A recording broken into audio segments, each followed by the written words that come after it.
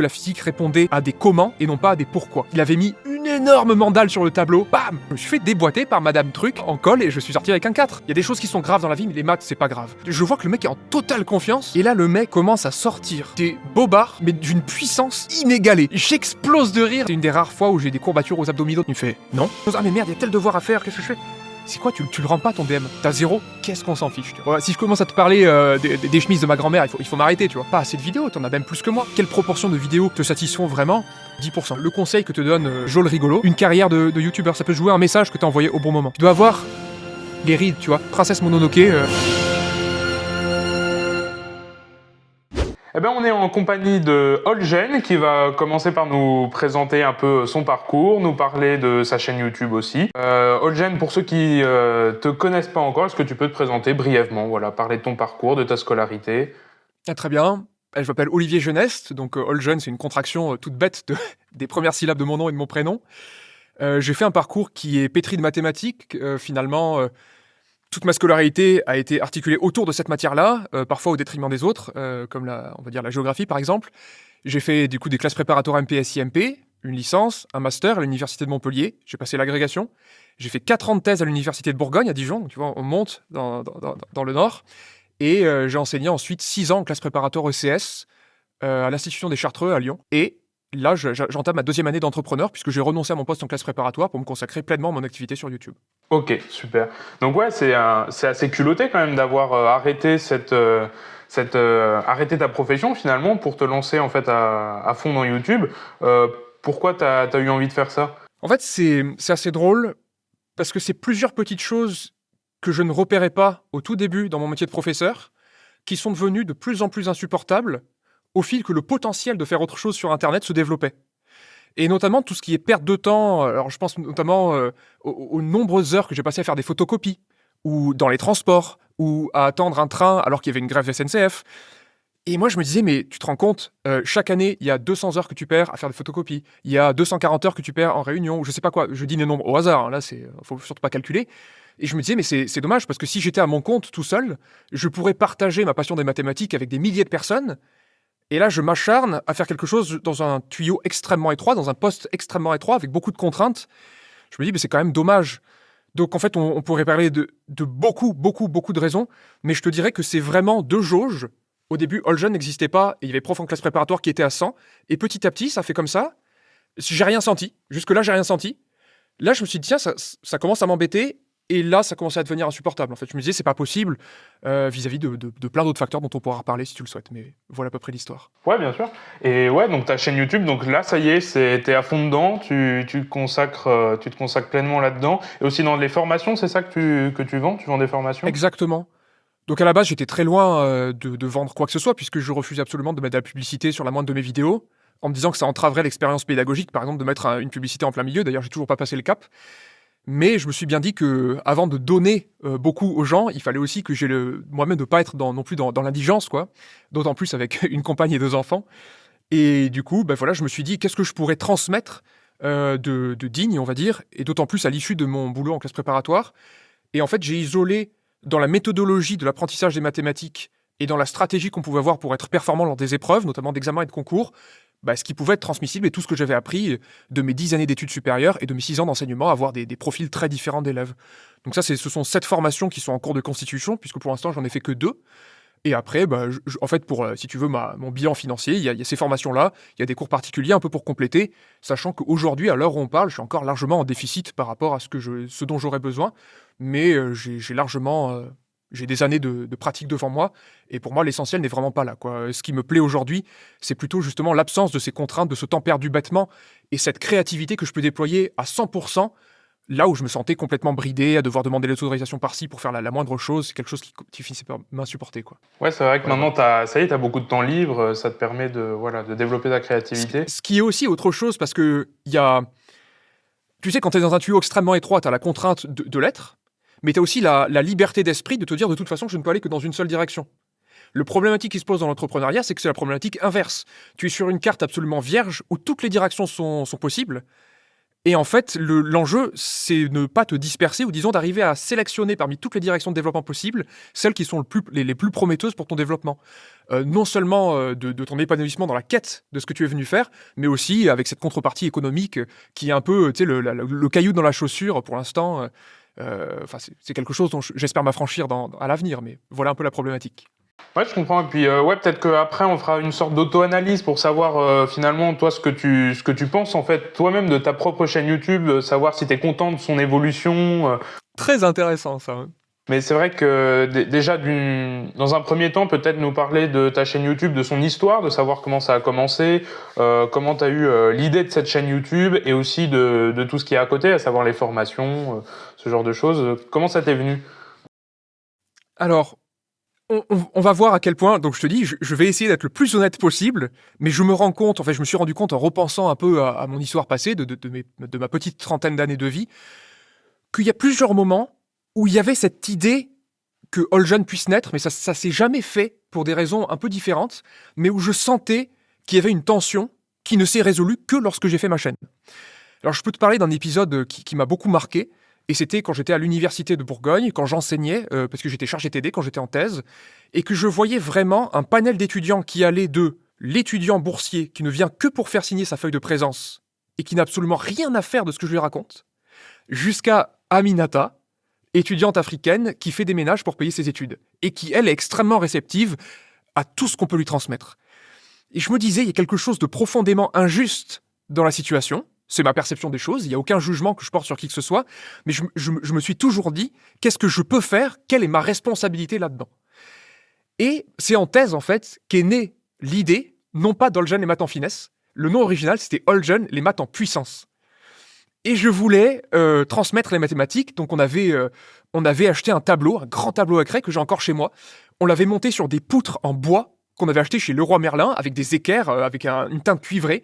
Et on avait monté ça dans les combles de mon ami Ben. Et on avait fait ça à la main, tu vois, vraiment sans visseuse. On était à 3, tu vois, il y avait Ben, son frère et moi. Et on vissait les vis dans le bois, à la force du poignet. On avait des avant-bras, c'était des bouteilles, tu vois, c'était des trucs rigides. Et on a monté ce truc. Et on s'est dit, on va enregistrer dans les combles de sa maison, à lui, c'était dans la banlieue dijonnaise, à Neuilly. Et du coup, j'ai commencé à faire mes premières armes ici. Il n'y a pas de trace de ça sur Internet, parce que c'est jamais passé sur Internet, mais j'avais vraiment un projet colossal où je voulais vraiment faire toute la première année, toute la deuxième année. J'avais prévu que ça prendrait 5400 heures de travail, et franchement, ça me faisait pas peur, tu vois. J'étais vraiment parti, chapitre 1, logique, chapitre 2, théorie des ensembles, vraiment. Il s'est avéré que avoir les yeux plus gros que le ventre, ça me connaît dans tous les domaines de la vie, le sport, l'appétit, voilà. Et ça s'est pas fait, parce qu'entre-temps, il y a eu la rencontre de ma compagne, la naissance de mon premier fils, ma thèse qu'il fallait quand même que je produise, tu vois, parce que j'ai fait ça en même temps que ma thèse, et ça n'a jamais vu le jour. Et on se retrouve en fait 2 années plus tard, je suis professeur en classe préparatoire au Chartreux, et on est à l'été qui est entre ma première année d'enseignement et ma deuxième année d'enseignement, et je retrouve un peu le même schéma, c'est-à-dire que je vois bien qu'il y a des élèves qui sont extrêmement réceptifs à ce que je peux leur apporter, et il y a d'autres types d'élèves qui sont extrêmement défiants par rapport à ma compétence, le fait que je sois un jeune prof, un nouveau professeur. Je me dis, mais c'est pas possible en fait, je sais que je peux apporter quelque chose, je l'ai vécu pendant toute ma scolarité, pour tous mes camarades. Là, il y a une classe de 35 personnes qui peuvent s'offrir une classe préparatoire, qui ont la chance d'être dans des circonstances qui font qu'ils peuvent accéder à cet enseignement-là. Et je me dis, mais finalement, il y a peut-être qu'une vingtaine de personnes qui veulent vraiment m'avoir comme prof et qui prendraient bien quelqu'un d'autre. Je me dis, mais c'est quand même dommage. Je me dis, mais moi, j'ai envie de partager avec tout le monde, tu vois, moi je serais à faire un restaurant et distribuer la bouffe. Alors, je me retrouverais encore en déficit financier, mais l'état d'esprit, il est vraiment là. Et je me suis dit, bah écoute, il y a une solution simple, tu vois, toujours, quelle est ma responsabilité dans cette affaire? J'ai lancé la chaîne YouTube, Alljeune les maths en finesse, avec, dans un premier temps, une série de podcasts, juste pour répondre aux questions de mes étudiants qui étaient récurrentes. Parce qu'en fait, c'est une autre problématique, c'est que malgré toute la souplesse d'esprit dont j'avais essayé de faire preuve pendant mes études, j'étais très loin d'imaginer l'énorme disparité de profils qu'il y avait dans les étudiants qui osent me poser la question, parce que parmi mes camarades de classe, il y avait quand même pas mal de personnes. Mais je me rends compte finalement que mes élèves m'ont proposé en fait des horizons encore plus vastes que ce que j'avais connu. Et je me suis dit, bon nombre de choses que j'avais considérées comme évidentes pendant ma scolarité, parce que finalement, je m'étais posé la question pendant des années et des années, et la réponse, je l'avais cueillie comme un fruit mûr. Pour ces étudiants dont beaucoup étaient confrontés au vrai travail pour la première fois, ils n'avaient pas du tout idée de ce qu'il fallait faire. Et je me disais, plutôt que quelqu'un vienne me voir timidement pour solliciter un entretien individuel et me poser la question, et que le deuxième qui attend à la porte rentre et me pose l'exacte même question, je me suis dit, écoute, on va poser la question publiquement et je vais essayer d'y répondre du mieux que je peux. Après, ça a évolué, il y a eu les premières vidéos, etc. Mais si tu veux, l'origine du projet, en exclusivité d'ailleurs, parce que j'en ai jamais parlé, c'est ce fameux c'est les All Jeunes et Maths en puissance que j'avais prévu dans les combles de la maison de mon ami Ben. C'est génial. Ouais, c'est génial. Puis je me reconnais aussi dans cette idée de répondre un peu à toutes les questions, mais en une seule fois, juste avec une vidéo, parce que c'était un peu aussi mon projet à la base. Donc, ouais, carrément, je me reconnais aussi là-dedans. Et ce que je trouve aussi assez impressionnant avec ta chaîne YouTube, c'est que tu as réussi aussi à garder une certaine ligne directrice, un peu la même direction artistique depuis le début. J'ai l'impression que tu as réussi à garder la même. Est-ce que tu n'as pas peur de t'en lasser à l'avenir? Est-ce que tu penses que tu vas réussir à garder cette ligne-là, ou tu as des idées pour faire évoluer ta chaîne? En fait, je suis pas quelqu'un qui fait les choses bien du premier coup. Quand je m'exprime, il y a des syllabes qui vont être remplacées par d'autres, ça va bégayer, surtout si j'essaie si je me contrôle pas. Quand je fais des exercices de mathématiques, je vais volontiers me planter 3 fois avant de réussir. Et donc, du coup, la compétence que j'ai, c'est pas de faire des choses belles instantanément, mais c'est de voir le défaut dans ce que je fais. D'arriver à avoir cette perception-là, de me dire, tiens, je sens que dans mon explication, quand je prononce cette phrase, je sais que je vais perdre certains étudiants. Et je sais aussi la question qu'ils vont me poser, parce que je vois la faiblesse dans ce que j'ai dit. Et donc, par petites itérations, j'ai tendu vers les vidéos que tu peux voir aujourd'hui. Mais cette ligne directrice, en fait, je ne l'ai jamais vue. Moi, j'ai su passer de N à N+1 en boucle, tu vois. Et donc, je me suis dit, effectivement, le son pourrait être amélioré de telle manière. Les couleurs pourraient être plus diverses, plus distinctes du fond. Les traits pourraient être faits droit en maintenant la touche majuscule. C'était pas si compliqué, mais j'ai mis 2 ans à trouver ça, vois-tu. Et plein de choses comme ça. Mais la ligne directrice, donc voilà, le côté de la forme, c'est celui-là, c'est de voir les manques. Mais la ligne directrice, du point de vue du fond, c'est toujours rester des vidéos de complément pour un étudiant qui a déjà des cours à côté. Et c'est des choses qui sont parfois mal comprises, me dire, mais monsieur, vous allez trop vite, votre cours, c'est pas un cours. C'est une vidéo de complément de cours. C'est soit quelque chose qu'on voit avant pour arriver à voir l'histoire globale, pour se la mettre en tête et pour apprécier davantage les petits détails techniques sur lesquels la plupart des professeurs accentuent leurs efforts, puisque c'est là-dessus que les étudiants sont évalués, ou alors des vidéos qu'on regarde après avoir vu un cours, pour a posteriori avoir un regard extérieur dessus. Et pour l'instant, c'est ça qui s'est passé. Mais effectivement, il y a un phénomène, on va dire, pernicieux, qui a évolué et qui a grossi depuis 6 ans. Eh bien, c'est l'explosion du temps de production des vidéos. C'est que là où je passais peut-être 5 fois le temps d'une vidéo pour la produire au tout début, maintenant, c'est largement pour faire 1 minute de vidéo, il me faut plus d'1 heure. Donc c'est de l'animation, c'est de l'artisanat, tout est fait à la main, c'est très joli, mais je peux pas... Je suis assez déçu, si tu veux, de la cadence que je suis capable de proposer aujourd'hui, sachant que je suis complètement à mon compte. Quand tu regardes ce que j'ai publié les 2 dernières années, ce n'est pas la moitié de ce que j'ai publié la première année. Et donc, effectivement, il y a des projets qui sont dans les fourneaux, là, de trouver un format, disons, hybride, qui correspond plus à ce que je proposais à mes étudiants en classe préparatoire, c'est-à-dire, par exemple, la production de notes de cours d'une extrême qualité, avec la qualité graphique que je produis dans mes vidéos. Ça me prendrait du temps, mais c'est sans commune mesure avec les vidéos elles-mêmes. Et de l'autre côté, un cours beaucoup plus en live, avec ma tête, avec mes expressions, avec les pauses. Parce que dans les silences, dans les hésitations, on peut aussi transmettre des choses qu'un texte parfait où tout est colmaté, toute brèche est colmatée, on ne peut pas transmettre. J'ai pas l'opportunité, finalement, dans mes vidéos sur YouTube telles qu'elles sont aujourd'hui, de faire une énorme erreur logique. Et je te parle d'opportunité. Parce qu'en fait, quand tu es au tableau et que tu fais une énorme erreur devant tes élèves, là, c'est parfait. Je leur dis, là, il y a un gros problème. Est-ce que vous le voyez déjà? Pourquoi je m'en suis aperçu? Est-ce qu'on aurait pu s'apercevoir? Qu'est-ce qui aurait pu faire qu'on aurait pu s'en apercevoir bien plus tôt? Et quelle est la correction à prendre? Et ça, c'est une situation qu'en tant qu'étudiant, tu vis plein de fois. Mais en tant que professeur, aujourd'hui, All Jeunes et Maths en finesse n'a jamais proposé ce type de contenu-là. Et donc, tu vois, c'est quelque chose, mais c'est très récent. Là, je te parle de choses exclusives. Et d'ailleurs, ça sera probablement annoncé avant sur ta chaîne que sur la mienne. J'ai vraiment un projet de relancer, si tu veux, All Jeunes et Maths en puissance. Alors, toujours sur All Jeunes et Maths en finesse, mais il y aura ce format vidéo d'animation artisanale très poussé sur la réalisation d'un côté, et de l'autre, un format beaucoup plus libre, où je t'avoue que le projet All Jeunes 5400, avec faire tout le programme de L1, tout le programme de L2, etc., reprend du galon. Mais cette fois, je sais, avec l'expérience, que j'ai probablement les yeux plus gros que le ventre. Mais si je me tape un mur, ça sera contre celui-là. Ok, ouais, je vois. Puis tant qu'à faire aussi, pourquoi pas le collège, le lycée, un peu Ouais, comme c'est Yvan ça. Monca finalement. Alors, Alors, justement, la présence d'Yvan Monca me soulage un peu, dans un certain sens, parce que je me dis, ouais, carrément. il fait le boulot, et je trouve qu'il le fait bien.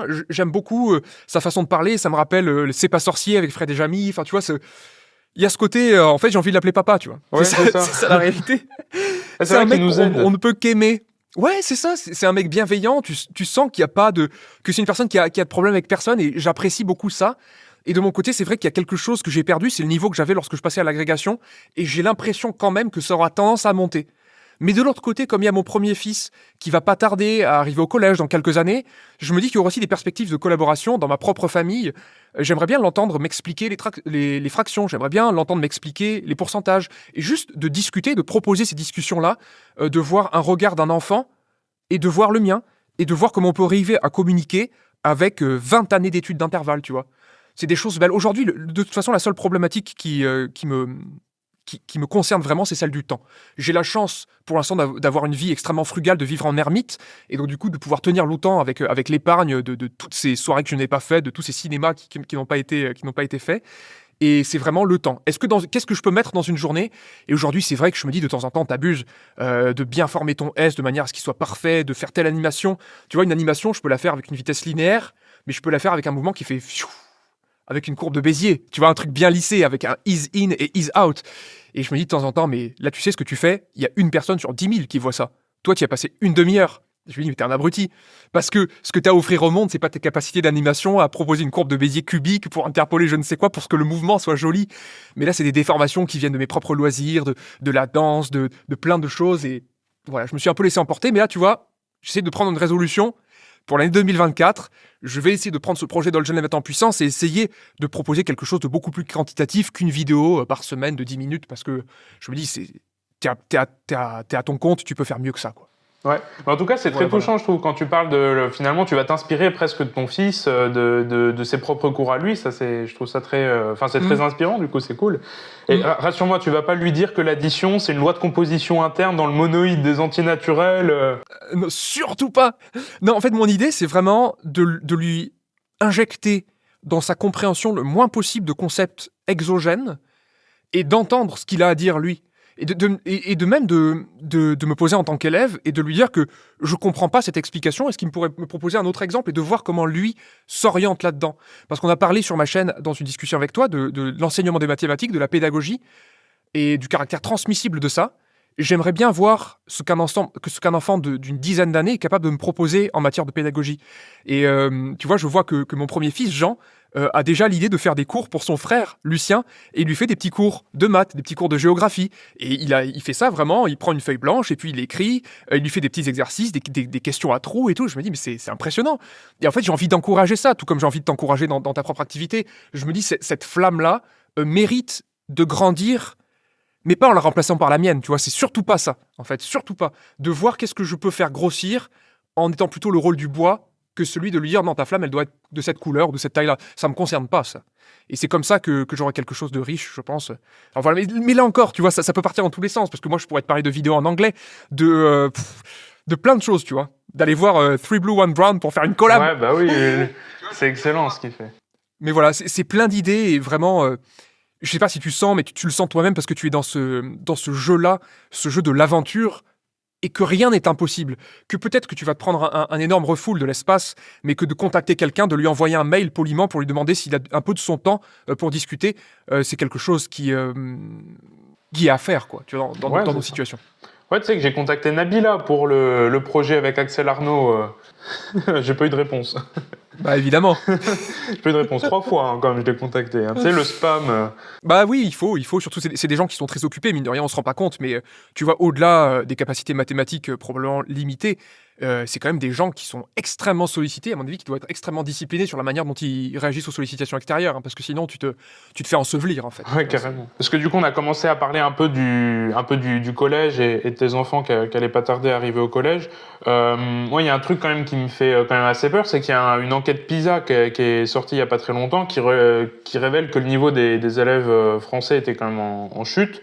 Puis même, je me souviens qu'au mois de septembre, il y avait eu aussi une enquête, je crois que c'était le Conseil scientifique de l'éducation nationale qui avait publié un rapport comme quoi il y avait des élèves de 6e qui ont été évalués, par exemple, sur la question combien y a-t-il de quart d'heure dans 3 quarts d'heure.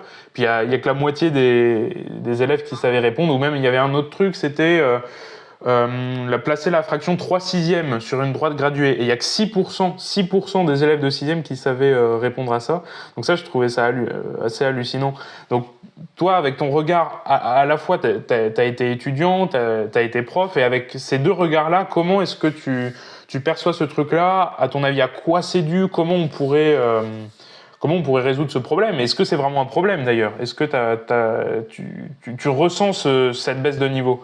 Est-ce que tu le ressens? Et si oui, comment régler ça?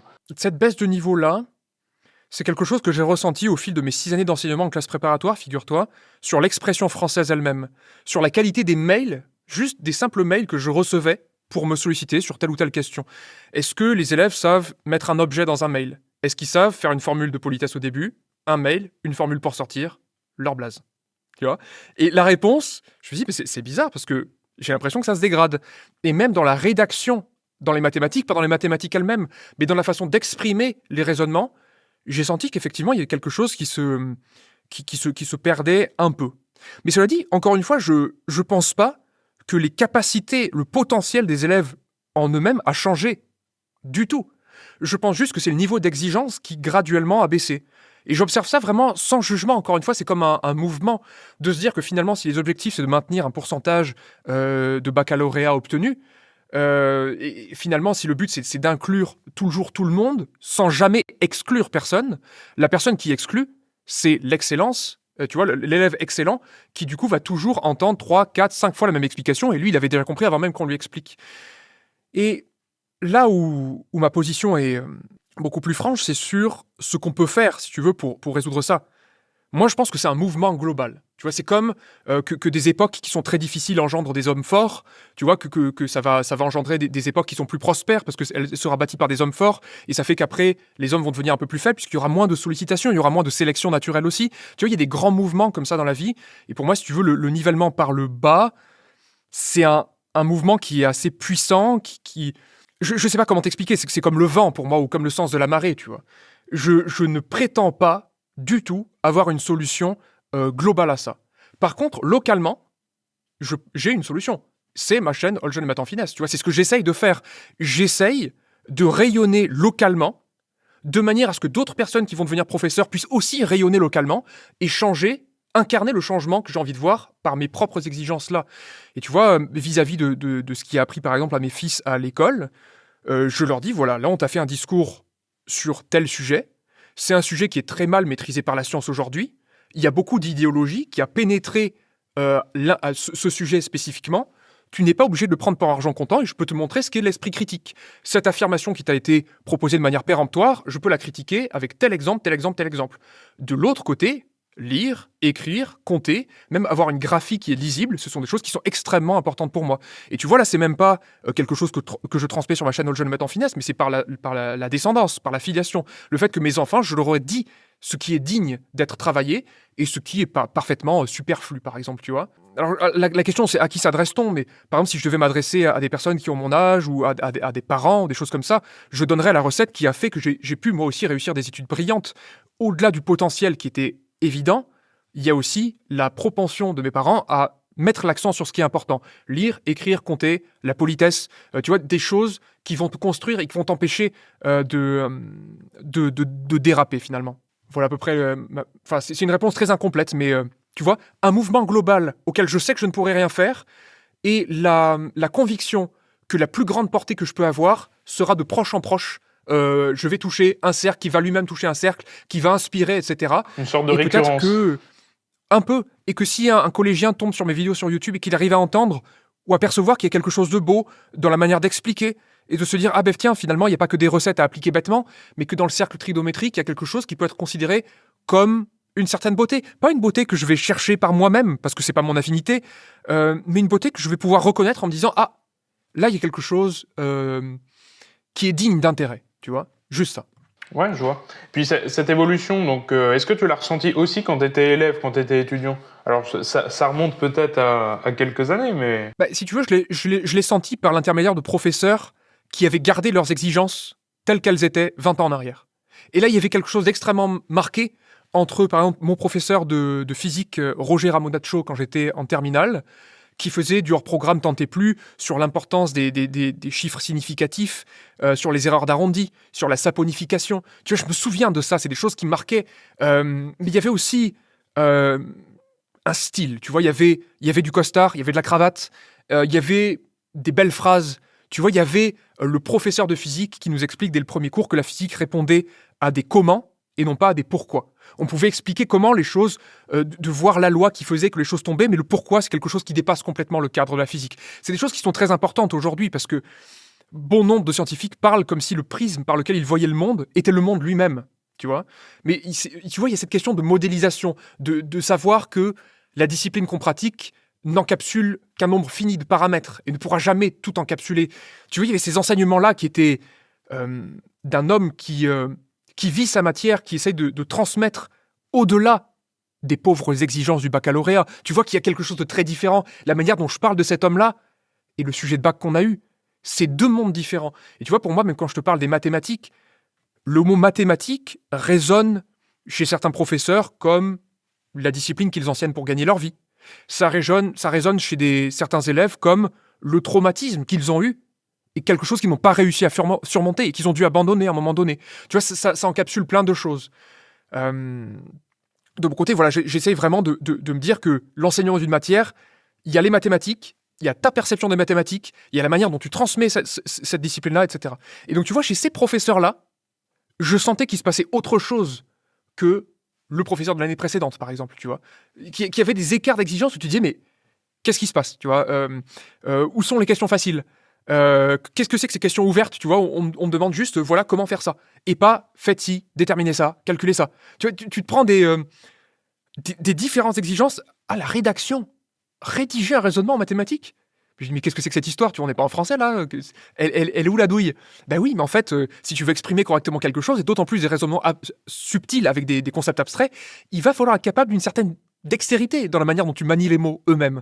Et c'est des choses dont je n'avais pas conscience, et c'est des choses qui m'ont été transmises par des personnes qui dépassaient le niveau d'exigence. Donc tu vois, j'étais conscient du phénomène à grande échelle. Ou même, tu vois, que mon père, mon propre père, qui a un CAP d'être comptable, ben, quand tu regardes sa graphie, c'est beau, c'est joli. Quand on fait des dictées, il me met à l'amende, tu vois, très facilement. Dans des mots du dictionnaire, enfin, je veux dire, il sait très bien écrire. Pourtant, il a le niveau troisième. Et je me disais, bah oui, tu vois, je sens ça. Après, la question, c'est toujours la même. Pour moi, je vais toujours me ramener dans des grandes questions. À quelle est ma part de responsabilité là-dedans? Qu'est-ce que je peux y faire? Et je peux essayer de propager, par exemple, l'amour de la belle langue, tu vois. Que quand des gens viennent me souffler dans les bronches, tu vois, dans les commentaires, ils risquent de se prendre un pavé, tu vois, écrit par Molière, pour les remettre, tu vois, à leur place, comme il se doit, tu vois, avec une belle plume.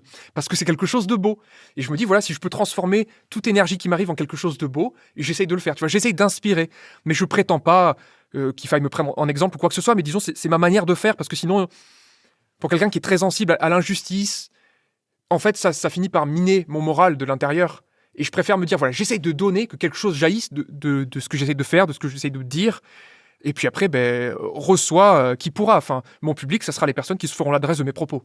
Ça s'arrête là, tu vois. Et puis je vois que tu parles de tes profs avec une vraie passion, parce que je pense que du coup, tu as eu quand même des inspirations au sein de ton corps enseignant. Il y a eu pas mal de professeurs qui m'ont marqué, tu vois, mais c'est toujours ces personnes-là qui, qui n'en faisaient qu'à leur tête, tu vois. Ouais. Monsieur Chavassieux, tu vois, Monsieur Chavassieux, professeur d'histoire-géographie, de matière que j'ai toujours détesté, parce que j'en voyais pas l'intérêt. Je me disais, mais pourquoi insiste-t-on sur ma capacité à faire la cartographie du Japon, alors que je sais au fond de moi que je sais pas placer les 20 plus grandes villes de France sur une carte?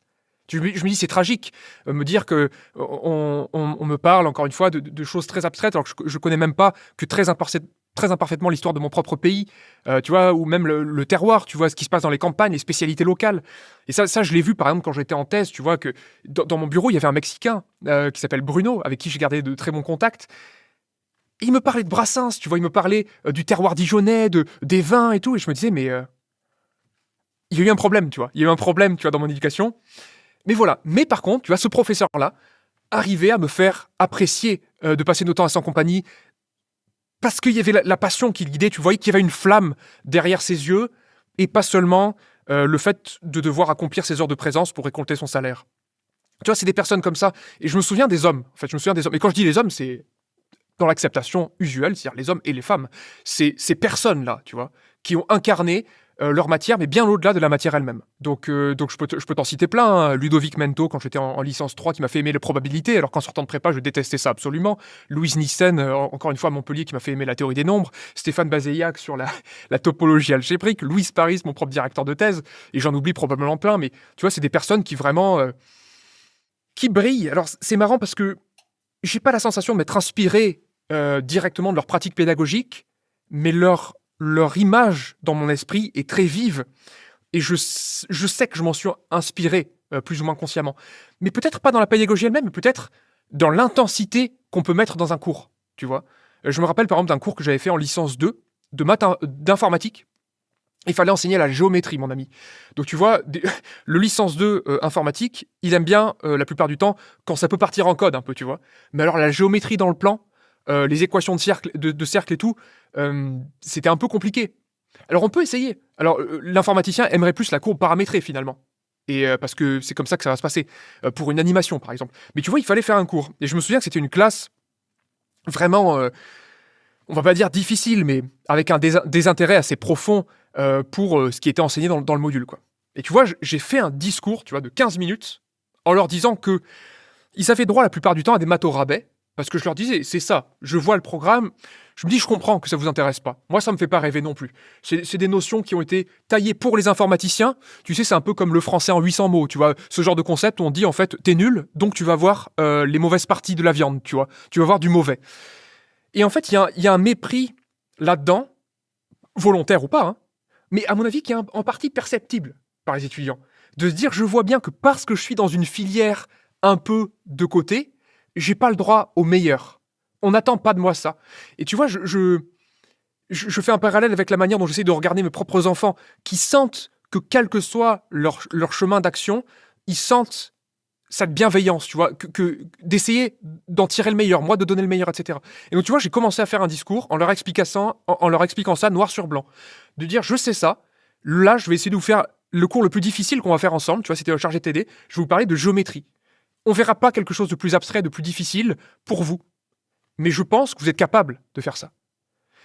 Mais tu vois, j'ai eu 1 heure de cours dans le silence le plus absolu et l'attention la plus intense, tu vois. Un cours marquant, tu vois, je me dis, mais c'est incroyable, ils sont tous suspendus à mes lèvres à ce moment-là. Alors c'est des stunts que je ne peux produire qu'à certains moments, parce que j'arriverai pas à les intéresser pour tout, mais c'est pour te dire qu'il y a quelque chose de possible là-dedans, tu vois, et que cette intensité que j'ai mise ce jour-là, là je me suis inspiré de beaucoup de personnes, tu vois, de mon professeur de physique, qui voulait qu'on retienne un truc, il avait mis une énorme mandale sur le tableau, il avait dit, paf, ça s'appelle une application. Et il y avait la trace de sa main, tu vois, et un volume sonore énorme. Et tu vois, un mec respectable en costard qui commence à taper toutes ses forces sur le tableau, bam. Et là, je me suis dit, ben oui. Je me suis dit, là, il y a de la pédagogie. Tu vois, le fait d'ancrer émotionnellement quelque chose, la surprise, la peur, à une notion. Et de te dire, et après, ça t'inspire, même en tant qu'étudiant. Je me dis, mais quand je me suis fait rouster en colle et que c'est associé à tel théorème, c'est parfait. Parce que le jour du concours, je te garantis que l'hypothèse de continuité dans le théorème des valeurs intermédiaires, je ne risque pas de l'oublier. Parce que je me suis fait déboîter par Madame Truc, tu vois, en colle, et je suis sorti avec un 4. Alors sur le moment, ça m'a pas fait plaisir, mais encore une fois, quelle est ma responsabilité là-dedans? Me plaindre, dire qu'elle est trop sévère? C'est pas ça qui va me faire progresser. Ce qui va me faire progresser, c'est me dire là, j'ai la chance, entre guillemets, d'avoir un traumatisme que je suis en mesure d'encaisser, je vais l'associer à quelque chose d'autre, tu vois. Donc voilà, moi quand je parle de mes professeurs, c'est toujours quelque chose de très intense, parce que c'est très simple. Enfin, je veux dire, si je n'avais pas rencontré ces personnes-là, je ne sais pas si je serais professeur. Alors, il y avait bien sûr la passion d'enseigner pendant mon propre parcours à mes camarades, mais il y a des personnes qui m'ont vraiment marqué et qui brillent comme une lumière dans la nuit, si tu veux. Surtout par contraste, tu vois. Voilà. Puis en tout cas, c'est super parce que tu as quand même survécu au col de maths et à la prépa. Donc déjà, ça c'est très fort. En tant qu'étudiant, je veux dire. En fait, ça dépend la manière dont tu l'abordes, parce que j'en parlais beaucoup à mes propres étudiants. En fait, moi, on m'avait présenté les classes préparatoires en terminale. C'était Roger Ramonaccio qui m'avait dit ça à mes parents, je me souviens. Tu sais, c'était les petites réunions qu'il y avait à fin de trimestre. Et t'allais avec tes darons pour voir ce que le prof pensait de toi. Et du coup, il a dit, mais vous savez, voilà, pour Olivier, les classes préparatoires, ça nous paraît approprié, il serait beaucoup plus encadré qu'à l'université, où il serait un peu livré à lui-même, etc. Du coup, voilà, j'avais écouté, mais je m'étais jamais dit qu'il fallait que je réponde à tout ce qu'on attendait de moi, de passer des concours, de suer. Moi, j'étais dans un équilibre très, très marqué entre l'école d'un côté et les activités extrascolaires de l'autre, de la musique, du sport, du 1500 mètres, de la musculation. Enfin, je me suis vraiment éclaté. Et j'ai conservé ça en classe préparatoire. Alors, bien entendu, il y a quelque chose qui n'est pas reproductible, parce que j'avais un potentiel qui était hors du commun. Mais l'état d'esprit que j'avais, lui, peut se maintenir. Et c'est-à-dire me dire, voilà, je vais faire de mon mieux, dans les limites que je me suis fixées. Ouais, tu t'es pas mis une Et ça énorme veut dire, pression, en fait. voilà. Et donc, ces limites que je m'étais fixées très clairement faisaient que j'étais capable de filtrer certains propos qui m'étaient adressés, des c'est inadmissible, ou vous pouvez pas... Ça m'intéresse pas, tu vois. Vous pouvez pas, machin, mais la preuve que je peux, puisque je viens de le faire, tu vois. J'avais envie de répondre, mais je gardais ça pour moi. Mais je prenais ça toujours avec un grand détachement et un grand sens de l'humour. Des imitations, par exemple, tu vois, d'imiter avec mes camarades la réflexion que je venais de me prendre, tu vois. Beaucoup d'autodérision, beaucoup d'humour. Parce qu'il y a beaucoup de choses qui sont très graves dans la vie, tu vois. C'est la raison pour laquelle je regarde plus d'informations, je sais plus ce qui se passe dans le monde. Beaucoup de choses qui me rendent très triste. Et les maths ne font pas partie de ça. Il y a des choses qui sont graves dans la vie, mais les maths, c'est pas grave. De faire une erreur, c'est pas grave. Tu peux pas prononcer ce mot-là, tu vois. En tant que professeur, c'est inadmissible pour moi. Et là, j'en prononce un exprès. Et voilà, donc j'ai pas vécu mal mes classes préparatoires à cause de ça. Parce que je me disais, finalement, je ne veux faire que professeur, donc il me suffit d'avoir mon admissibilité au concours commun polytechnique. Et je dis suffit sans aucun mépris pour des personnes qui luttent pour avoir ça. Pour moi, c'était quelque chose qui était accessible, donc mon paradigme, c'était celui-ci. Et du coup, j'ai bien vécu mes classes préparatoires. Alors aujourd'hui, avec le recul, je me rends compte que j'aurais pu en faire beaucoup plus. Mais si j'en avais fait plus du point de vue des mathématiques, j'en aurais fait moins du point de vue de mes activités extrascolaires ici, aussi, et sur lesquelles se passe une grande partie de ma pédagogie, finalement. Alors c'est assez marrant, mais là, si tu me laisses dériver, tu vois, il y a une relation qui est très verticale dans l'enseignement traditionnel. Tu as une classe de personnes qui sont toutes assises, et tu as le professeur qui, lui, est au-dessus et dit des choses. Alors que tu vois, quand j'ai fait du 1500 mètres, par exemple, au stade Philippides à Montpellier, l'entraîneur, c'est quelqu'un qui court avec toi, tu vois, et qui te rousse. D'ailleurs, Sofiane Al-Khaliki, je pouvais pas le tester, c'est impossible, tu vois. Moi, je courais le 1500 mètres en 4 minutes 30, lui, il le courait en 4, tu vois. Je veux dire, c'est des vitesses qui sont complètement différentes, ça n'a rien à voir, quoi. Et donc, il y avait l'enseignement qui était là, les séances d'entraînement qui étaient prescrites, les conseils, mais aussi de voir que la personne pratiquait et que finalement, on pouvait déconner aussi. Donc, un enseignement qui était beaucoup moins hiérarchisé. Et ça m'a beaucoup inspiré dans ma propre pratique en tant que professeur en classe préparatoire. Alors, c'est pas ce qui est attendu de moi. Et c'est aussi peut-être pour ça que j'ai arrêté d'être professeur en classe préparatoire. Mais tu vois, je me souviens par exemple d'une fois où j'avais discuté avec une de mes élèves, Angela, dont il y a la discussion sur ma chaîne. D'ailleurs, c'est la toute première que j'ai faite. Et je me souviens qu'elle était vraiment au fond du trou. Tu vois, en février, la 2e année, elle était au fond du fond du fond. Tu vois. Et moi, je voyais bien que sa marge de progression n'était pas du tout dans une nouvelle explication des polynômes interpolateurs de Lagrange ou des quotients de Rayleigh pour faire des trucs avec les formes quadratiques. Je voyais que sa marge de progression était sur le fait de prendre un grand bol d'air, de voir qu'en faire plus, c'était pas toujours mieux, et de lui faire comprendre que le prisme qu'elle avait aujourd'hui sur sa vie, c'était un prisme très étroit des concours, des classes préparatoires, dans une classe préparatoire dont le niveau est relativement haut, mais qu'à côté, il y avait de quoi sourire. Tu vois, je me suis dit, qu'est-ce que je pourrais faire ? Et ce que j'ai trouvé de mieux à faire, en fait, c'était de lui organiser un rendez-vous avec ma petite sœur, Mélodie, qui est très rayonnante, qui vit aujourd'hui de la musique. Elle enseigne le basson au conservatoire de Béziers. Puis elle fait de la danse aussi dans des compagnies en parallèle, de manière à ce qu'elles aillent se rencontrer pour faire une balade au parc de la Tête d'Or à Lyon, juste pouvoir discuter. Tu vois, j'ai engagé mon équipe derrière. Parce que pour moi, le rapport que j'ai envie d'avoir avec les élèves que j'ai, c'est je suis là pour les mathématiques, mais si tu veux, je suis là aussi pour le reste, tu vois. Parce que je me rends compte, encore une fois, que si je veux te rendre excellent en mathématiques, il faudra peut-être que je règle aussi des questions de productivité, de méthodologie, de stratégie, d'importance que tu accordes à certains propos que tu as reçus de certains professeurs, par lesquels tu t'es défini. Tu t'es dit, je suis incapable de tel truc, parce qu'un professeur te l'a dit très tôt. Et c'est un message qui s'est inscrit dans ton esprit. Je vais être obligé de te faire parler de ça pour déconstruire ce message-là et pour te débloquer, tu vois. Et donc c'est pas ce qu'on attend d'un professeur dans l'éducation nationale. Mais moi, c'est ce que j'ai envie de faire. C'est un rapport qui est très, très individuel, très respectueux aussi. J'ai toujours vouvoyé mes élèves, par exemple. Je refuse de tutoyer un élève qui me vouvoie, ça me paraît inconcevable. Et tu vois, c'est cet état d'esprit qui est là. Donc, je sais même plus quelle était la question, mais voilà, j'ai terminé mon laïus. Non, c'est super. Ouais, la question à la base, c'était effectivement sur les classes prépa, mais en tout cas, c'est bien. Ça donne un super aperçu. La manière dont le vivre, Ouais. voilà. Ouais, L'importance, c'est ça, la manière dont tu y rentres et l'état d'esprit que tu as en y rentrant va conditionner complètement la manière que tu as de vivre ces choses-là. Je pourrais citer aussi Hugo, qui était dernier de classe et qui a très bien vécu ses classes préparatoires. Et là aussi, il y a la discussion sur ma chaîne. Mais de l'autre côté, je peux citer des personnes qui aujourd'hui sont à l'ESCP, donc une très bonne école de commerce en France, et qui ont vécu leur préparatoire très mauvais, très mal.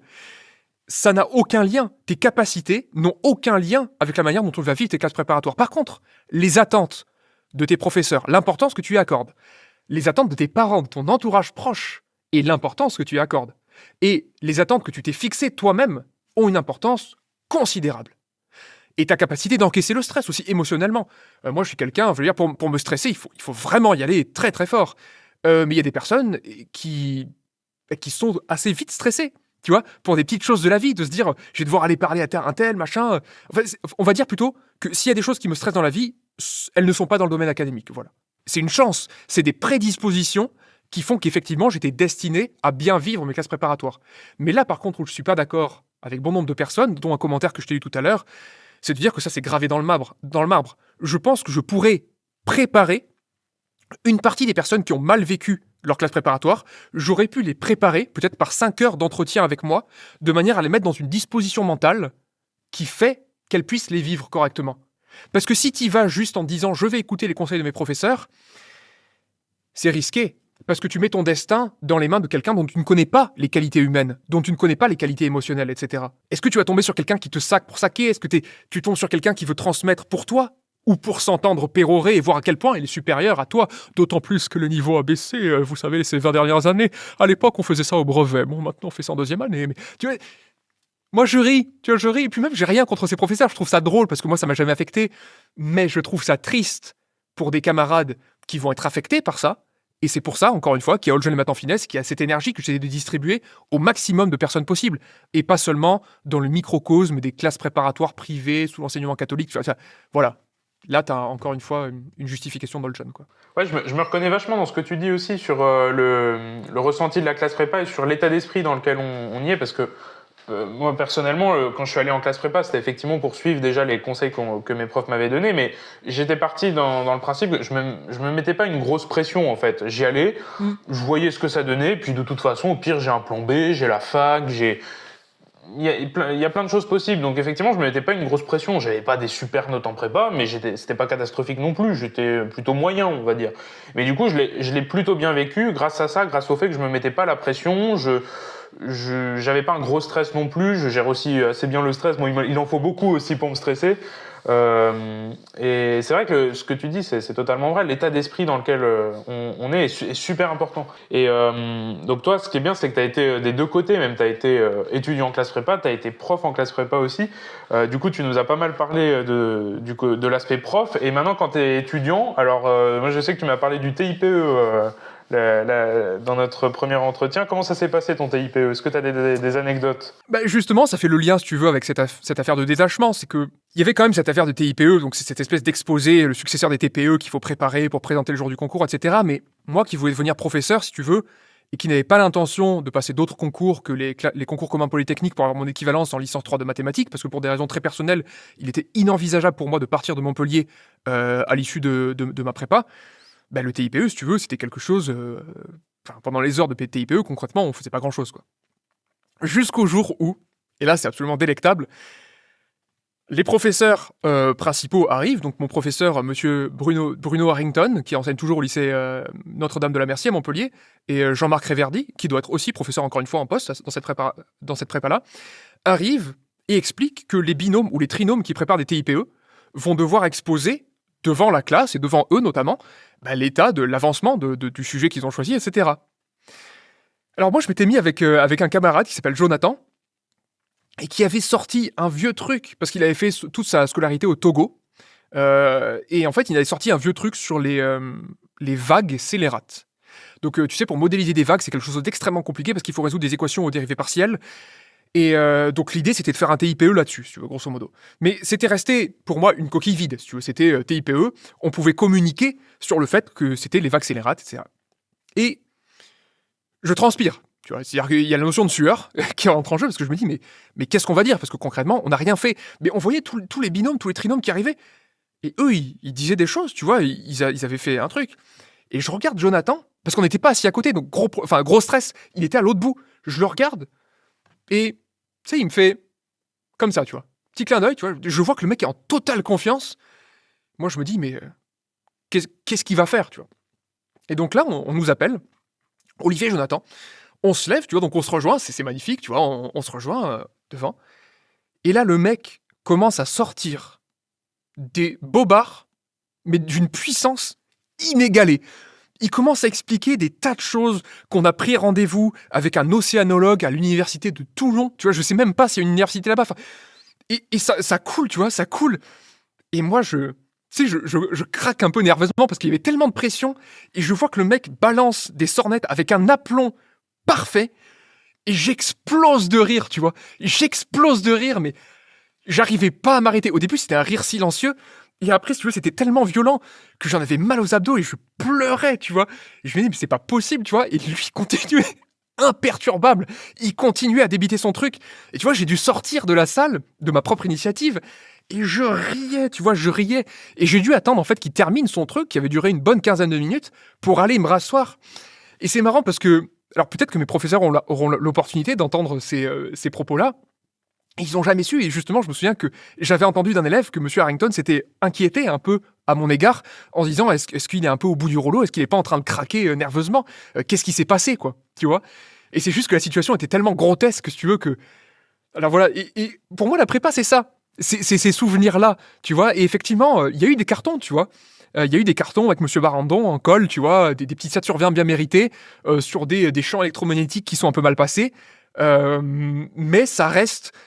sujet, encore une fois, à rigolade. Alors, sur le moment, tu vois, ça me donne l'occasion, enfin, pour revenir à quelque chose d'un peu plus sérieux, de préciser que, en fait, ce qu'il y a de plus cruel, si tu veux, c'est d'attendre une corrélation parfaite entre les heures de travail que tu mets, les sacrifices que tu fais et les résultats.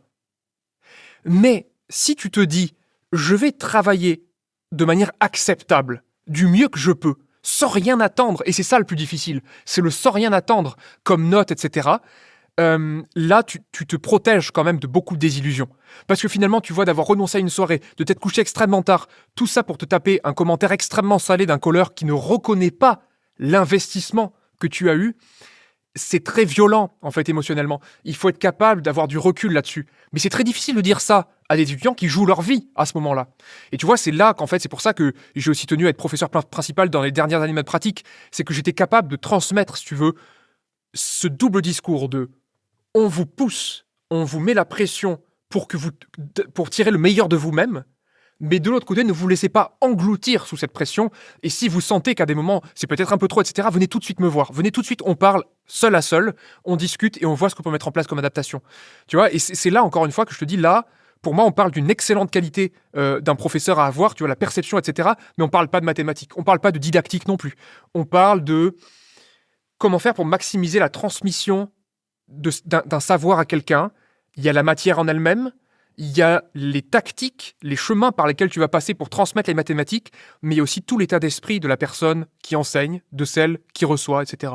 C'est beaucoup de choses. Mais le TIPE, c'est un de mes meilleurs souvenirs et enfin, si tu veux, c'est une des rares fois où j'ai des courbatures aux abdominaux dans ma vie.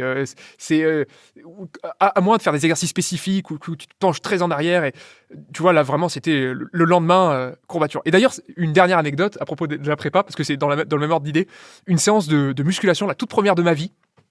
En fait, on s'était mis avec on était 20 dans une toute petite salle, il y avait tout le monde, tu vois. Et en fait, j'avais découvert la presse à cuisses. Donc, en fait, un truc très simple, hein, t'es allongé plus ou moins sur le dos et puis tu plies les jambes, tu les tends, tu les plies, tu les tends, avec une charge, tu vois. Et moi, j'étais cycliste et coureur à pied. Donc, tu vois, je me disais, bah, en fait, ça monte, ça descend, ça monte, ça descend. Aucun problème, tu vois. J'ai fait je sais pas combien de séries. Mais je vais oublier un truc, en fait. C'est les courbatures. Les courbatures. Le lendemain, je pouvais quasiment plus marcher du tout. Et en fait, mon camarade de classe qui était assis juste à côté de moi, il a fait exactement la même chose, tu vois. Et on arrive, tu vois, on s'assoit. Tu vois, je le regarde, je lui dis, t'as des courbatures? Il me fait, non. Et là, je regarde, et en fait, on explose de rire, tu vois, on pouvait quasiment plus marcher. Et ça aussi, c'est la prépa, tu vois. C'était ces petits moments-là, en fait. C'est les parties de tarot et les parties de belote qu'il y avait pendant les récréations. Ah bah oui. C'est les colleurs qui étaient absents, et finalement, à la place d'avoir la colle, ben, en fait, t'avais pas la colle, et tu disais, allez, c'est bon, il y aura pas de notes, il y aura rien, tu vois, t'étais content. C'était le coup de pipeau que t'avais sorti à ton prof de SI pour je ne sais quel prétexte. Enfin, tu vois, il y a toutes ces petites histoires qui font que, voilà, il y a le travail sérieux passé d'un côté, mais il y a aussi toutes ces petites histoires lumineuses que tu te permets de vivre que si tu te prends pas trop au sérieux. Tu vois, et ça, c'est un thème important. En tant qu'étudiant, de pas trop se prendre au sérieux, et en tant que professeur aussi. Tu vois, moi, je suis toujours à la rigolade, toujours à la bonne blague. Ça m'empêche pas de transmettre. Au contraire, en fait. Tu vois, il faut que les gens soient détendus. S'ils sont tendus, en se disant, si on loupe un seul mot, le mec va nous exploser, qu'est-ce que tu veux transmettre, tu vois? Mais en fait, on retrouve la même chose, hein, tu vois, dans l'enseignement de la boxe, une des premières choses que tu apprends, c'est comment ne pas flinch, tu vois, comment ne pas, tu vois, fermer les yeux, tu vois. C'est sûr que si le professeur t'enseigne et que il te met des mandales en boucle, tu vas pas apprendre à faire ça, tu vois. Il faut y aller doucement, il faut introduire de la détente dans un sport qui pourtant tu te dis, mais en fait, il va falloir tout contracter. Mais non, au contraire, tu vois, sinon tu perds toute ton énergie. En tant qu'étudiant, c'est la même chose.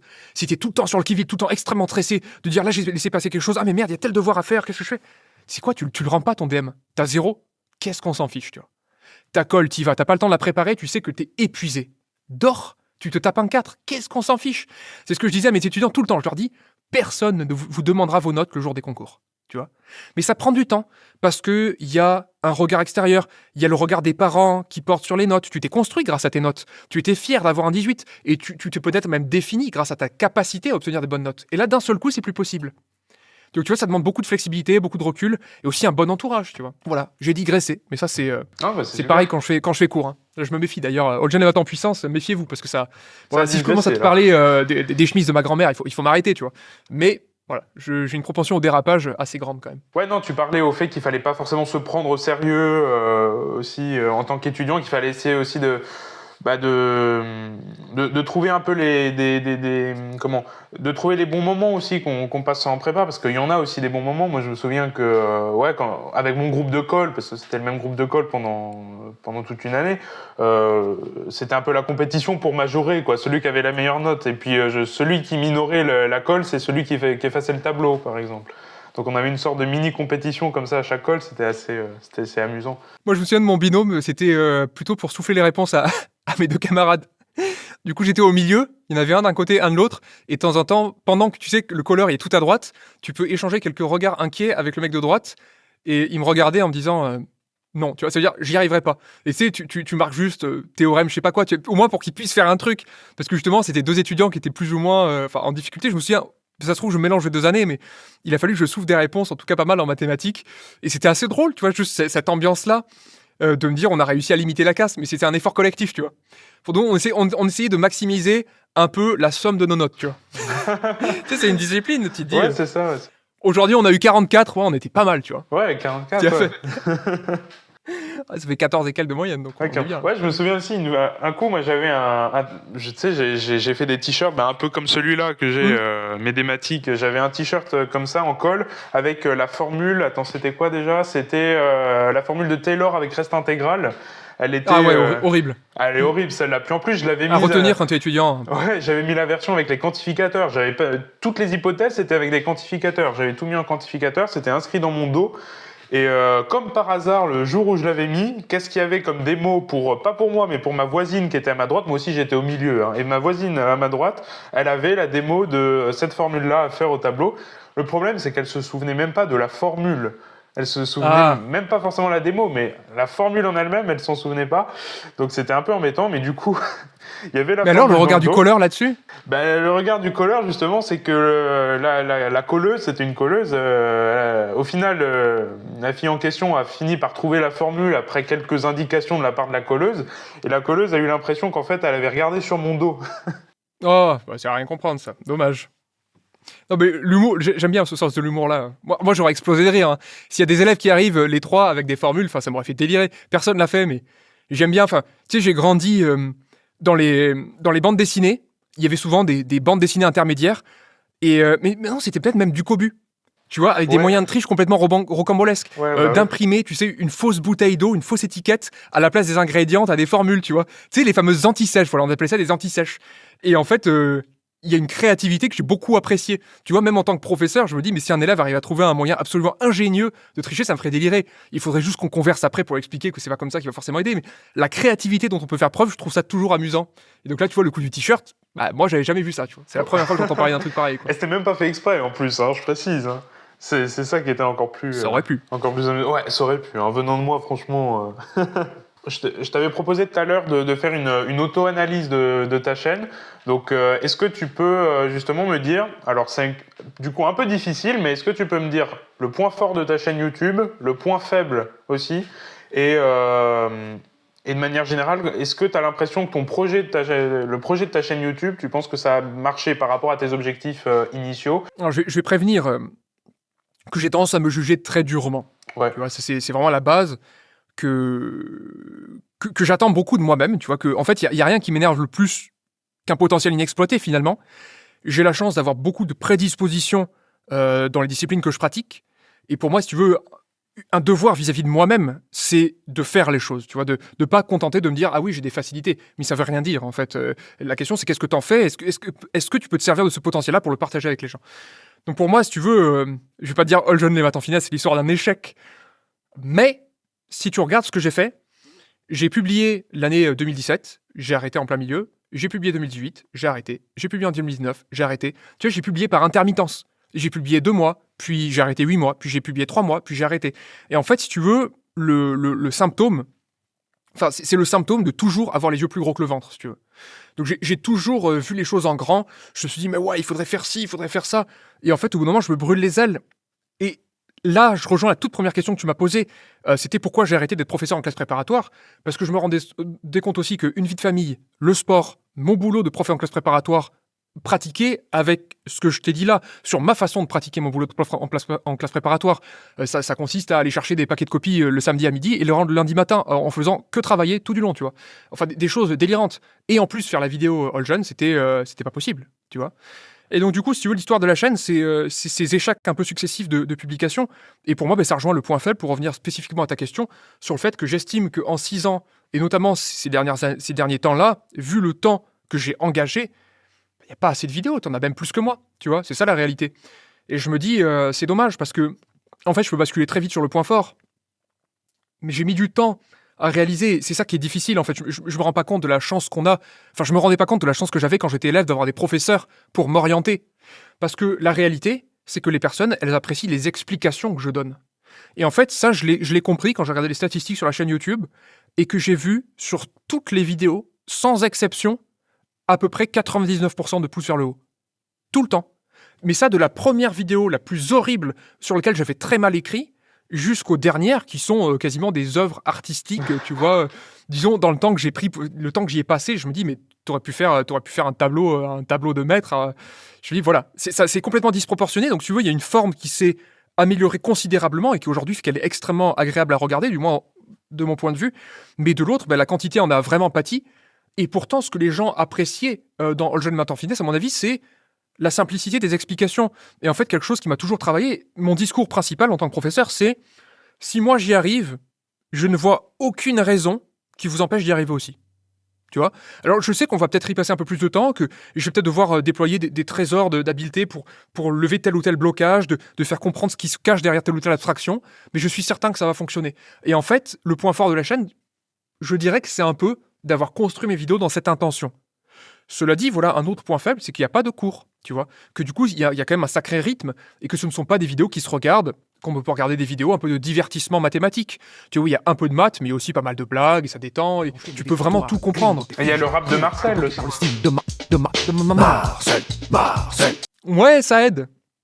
Le rap de Marcel, ça détend l'atmosphère. Tu vois, ça rentre aussi là dans le fait de pas se prendre au sérieux, tu vois. J'ai pas le temps de sortir le philharmonique et de sortir un truc d'éther. Alors je prends un beat de breakdance parce qu'il y a quasiment que des percussions et je dispense mes paroles juste avec un certain rythme, tu vois. Pour moi, c'est des percussions orales et ça s'arrête là, quoi. Mais bon, voilà un peu des points forts, points faibles. Alors je sais plus où est-ce que j'en étais avec cette histoire, mais je veux dire, voilà, il n'y a pas assez de quantité. L'avantage, c'est que voilà, c'est très bien fait. Un autre inconvénient, c'est que de temps en temps, ça va trop vite et que il y a une certaine partie aussi du public qui espère comprendre en une demi-heure ce que j'ai mis des mois à comprendre, tu vois. Même pour faire la vidéo, Mais j'ai dû me creuser la tête, tu vois. Franchement, moi, j'ai toujours cette démonstration du théorème d'approximation de Weierstrass. Je fais une démonstration par les probabilités et une autre démonstration qui sont exactes pendant par l'analyse. J'ai mis du temps à établir ce parallèle-là parce que je l'ai trouvé nulle part sur Internet anglophone ou francophone. Et donc, j'ai dû faire un travail original pour comprendre ça. J'ai dû illustrer, j'ai dû me faire mes propres explications. Et donc, forcément, au bout d'un moment, on dit, oui, tu es passé un peu vite. Mais il y a des considérations qui rentrent aussi dans la constitution d'une vidéo, qui est que ma vidéo se définit tout autant parce que je mets à l'intérieur que parce que j'ai choisi de ne pas mettre. Parce que ça fait dévier l'histoire principale. Et donc, effectivement, mes vidéos demandent un effort. Tu vois, ça demande de temps en temps de prendre un papier, un crayon et de me faire confiance sur me dire il a donné toutes les articulations logiques principales, mais ça, il l'a pas expliqué, ça doit être un détail. Et effectivement, on constate en général que si on prend un papier, un crayon, ben on peut lever la difficulté ou alors me poser même la question dans les commentaires, tu vois. Donc voilà, c'est un peu l'état des lieux aujourd'hui de la chaîne All Jeune et Maintenant Finesse. Ouais. Et quel conseil t'aimerais donner à quelqu'un qui a envie de se lancer comme toi aussi dans cette aventure? Ah, de se lancer direct. Ouais. Ça, c'est très simple. En fait, c'est dans la FAQ de ma page sur YouTube, sur mon site internet. C'est que aujourd'hui, l'endroit où j'en suis, j'aurais jamais pu l'obtenir par des trésors de réflexion. Tu vois, il y a quelque chose qui se transmet par la théorie, c'est possible. Mais en fait, un Touareg dans le désert qui n'a jamais immergé son corps dans l'eau, tu peux lui donner autant de traités sur la natation que tu veux. Il y a un moment où ça ne pourra pas être assimilé autrement que par la pratique. Et tu vois, je peux donner des conseils généraux sur comment percevoir les commentaires négatifs de certaines personnes, le matériel nécessaire pour les exigences minimales pour pas se perdre dans de l'animation de haute volée comme je fais, pour un résultat qui est en plus pas incroyable par rapport à ce que font certains sur Internet, de te dire ça, il faut que tu te concentres là-dessus. Mais au bout d'un moment, si tu veux, c'est par les itérations successives que tu vas atteindre un peu ton idéal. Et c'est un peu ce que tu me disais dans la conversation qu'on a eue, c'est que tes vidéos, par rapport à ce qu'elles étaient au début, tu sens qu'il y a une tendance qui te ressemble, entre guillemets, de plus en plus, qui fait de plus en plus plaisir au Médéric d'il y a 3 ans, d'il y a 4 ans. Et de se dire, mais ce mec-là, il aurait bien aimé voir ces vidéos-là. Et en fait, c'est ça que tu vas chercher. Tu vas donc en fait commencer les vidéos en itérant par rapport à la personne que tu étais il y a quelques années, en se disant, je fais les vidéos que j'aurais aimé voir. Et ce guide-là ne te perdra pas, parce que c'est toi. Alors que si tu te laisses absorber par ce que demandent les abonnés, là, par exemple, c'est une erreur. Parce que la plupart du temps, les gens qui se prononcent sont justement les gens qui ont ressenti le besoin de s'exprimer parce qu'il manquait quelque chose. Mais la majorité silencieuse qui écoute les vidéos, elles vont jamais rien te dire puisqu'elles sont très contentes déjà de ce que tu produis. Tu vois ce que je veux dire? Donc il y a des paradoxes comme ça, qu'il y a des voix que tu entends qui ne représentent pas la majorité, que toi tu essayes de satisfaire un peu tout le monde, mais tu te dis, du coup, si je fais que leur mettre devant, c'est problématique. Tu vois, c'est quelque chose qui m'a beaucoup travaillé aussi, me demander...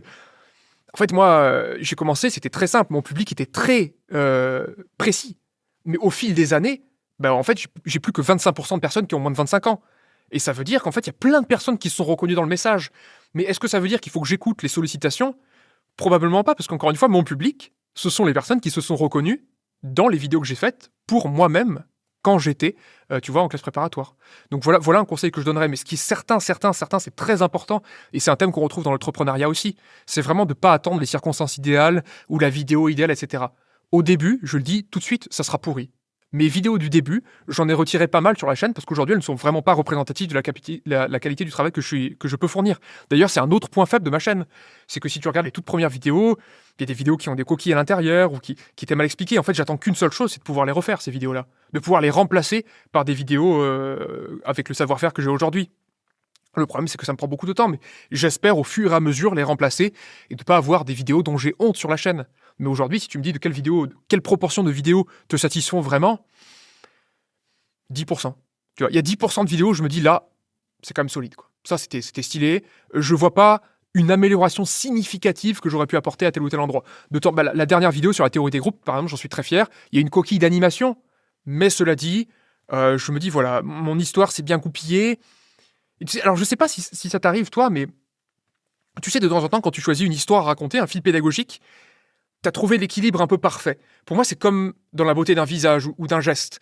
En fait, il y a le bon exemple qui est venu au bon moment. Même un exemple peut être beau parce qu'il n'est pas trop trivial pour ne transmettre que trop peu de choses, mais il n'est pas trop compliqué non plus. Il apporte pas trop d'éléments exogènes pour perdre le lecteur, tu vois. Il y a quelque chose de très précis à trouver. Et de temps en temps, quand ta vidéo, tu te dis, j'ai trouvé une bonne problématique. Et j'ai trouvé un exemple qui collait parfaitement à cette problématique. Et aussi peut-être une question qui vient remettre en question mon exemple et dire, mais attends, il y a un problème.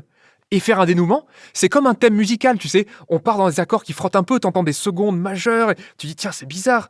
Et tu dis, ah, c'est ça qu'il voulait dire. Tu vois, tu entends ces résolutions-là, et je vois la même chose dans ma constitution de vidéo là. Tu vois, c'est... voilà, encore une fois, j'ai perdu la question, mais le propos est arrivé à son terme. Ouais, non, mais c'est ok. C'était pour les conseils pour ceux qui Ouais, voulaient se lancer. se lancer. Mais ouais, faut pas avoir peur, quoi. Faut pas avoir peur, Non. faut se lancer. Et puis, au début, ça sera un peu pourri, mais c'est pas grave. Ah si, je rajoute un truc, parce que je rajoute... tu vois, toi, ce que tu as fait, c'est que tu m'as contacté, par exemple. Je pense que c'est important de pondérer les avis que tu vas recevoir.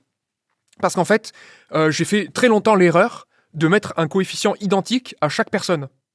Mais pour moi, c'est une erreur. Dans la vie, tu ne fais pas ça. Le conseil que te donne Joel Rigolo ne sera pas le même que te donne Antoine Bourget, chercheur en physique quantique. Tu vois. C'est pas la même pondération que tu dois y affecter. Et pour moi, si tu veux te lancer en fait dans des vidéos, tu devrais t'entourer dans ta vie, ou même virtuellement, de personnes qui sont capables de porter sur toi un regard bienveillant et de te guider, en fait. Et de te dire, je m'accrocherai à ces paroles-là. Tu vois, c'est comme en classe préparatoire, c'est la même chose. De te dire, je vais privilégier l'avis de mon professeur principal parce que je sens qu'il a en lui une sensibilité qui ressemble à la mienne. Et je ne vais pas tenir compte de tel professeur dont j'ai l'impression qu'il est un peu aigri et qui a un mauvais rapport avec moi. Tu vois, je sens que dans ses commentaires, il y a une agressivité qui transparaît et je peux pas y accorder d'importance parce que sinon, je sabote moi-même ma propre santé mentale, tu vois. Et donc, quand tu te lances sur Internet, effectivement, c'est le zoo. Ça, il faut vraiment le savoir, qu'il y a des gens qui ont un casier judiciaire qui fréquentent YouTube. Il y a tout. Et donc, il faut arriver à pondérer. Et je te dirais de t'entourer de 2-3 personnes, peut-être qui t'inspirent, et de leur demander leur avis, tu vois. De dire, en fait, s'il y a quelqu'un qui veut se lancer, faire des vidéos sur YouTube, écris-moi. Écris à Médéric, tu vois. Comme ça, tu auras un avis de personnes qui comptent. Et tu pourras t'y accrocher, et ça pourra faire rempart à toutes les personnes qui vont te cracher à la gueule pour des motifs. Pour moi, le plus beau commentaire que j'ai reçu, j'en rigole parce que je fais un Hall of Fame, tu vois. C'est quelqu'un qui m'a traité de fils de chien, tu vois. Je sais plus pourquoi, parce que je faisais que raconter ma vie alors que j'aurais dû expliquer je sais pas quoi. Alors je regrette parce que maintenant j'épingle ce genre de commentaires. Tu vois, je l'ai supprimé finalement ce commentaire, mais j'ai pris une capture d'écran. Mais un jour je ferai peut-être même une série qui s'appelle Le Sel sur les plus beaux commentaires injurieux que j'ai reçus. Je veux faire Et pareil. tu vois, il faut en être conscient. Mais ça vaut le coup. Bah oui, ça vaut oui. le coup parce qu'en fait, tu te rends compte que toi, tu fais des mathématiques. Tu vois, on n'est pas dans la politique. Bah ouais. Imagine ce que doivent ramasser dans la tête les gens qui parlent des sujets de société, etc. Moi, je fais des mathématiques. Et pourtant, il y a des gens de tous âges, de toute culture, qui viennent et qui t'agressent, qui te taclent à la gorge, alors que toi, tu essaies d'apporter ce que tu peux faire de mieux au monde. Et le mec te descend, tu vois, par un tacle. Aujourd'hui, voilà, soit je réponds pas, soit j'épingle, soit je mets un coup d'épaule justifié. Dans la plus grande détente, avec beaucoup d'humour, tu vois. Carrément. Et il y a de quoi en faire quelque chose. Mais c'est toujours cette idée... tu vois, on retrouve l'idée, par exemple, de la colle qui a mal tourné, de t'en servir comme moyen mémotechnique. Ouais. Finalement, un commentaire qui est particulièrement injurieux pour une raison qui n'est complètement pas justifiée, il y a un côté grotesque, il y a un côté comique qui mérite aussi d'être mis en exergue, parce que j'hésite à faire ce genre de choses, parce que j'aime bien parler de mathématiques, mais je me dis que pour de futures personnes qui vont... Tu vois, je sais... Parmi mon audience, il y a des personnes qui sont devenues professeurs de mathématiques, qui m'ont dit j'ai grandi grâce à vos vidéos, aujourd'hui j'enseigne et je m'inspire de ce que vous avez fait. Mais je me dis, il y a aussi des personnes qui vont publier du contenu sur Internet et qui vont se prendre aussi des commentaires très décourageants.